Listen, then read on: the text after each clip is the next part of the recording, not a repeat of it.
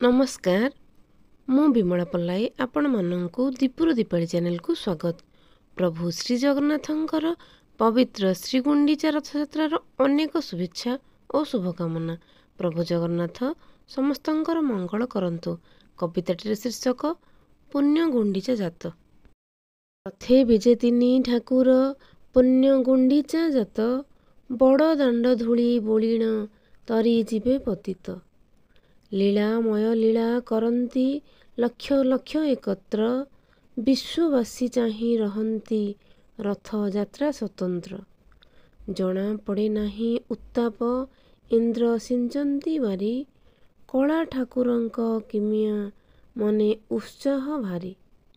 रथे चढ़ी भाई भौणी दृश्य विश्व विदित, रथ यात्रा आम अनन्य विश्व हुए विस्मित। तिनी दियंतिनी रथरे जीवे माउसी मा घर, बड़ दाण्ड गहली रे डाक शुण डाहुकर।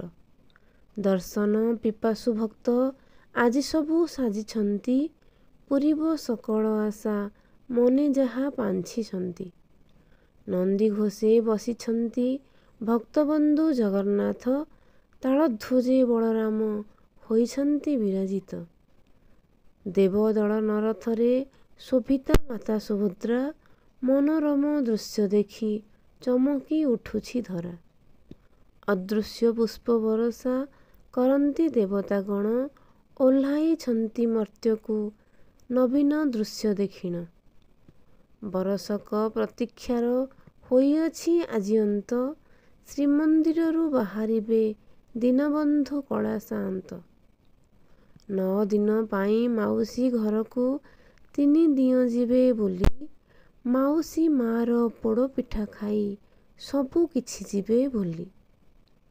सबु किछि जीवे भूली।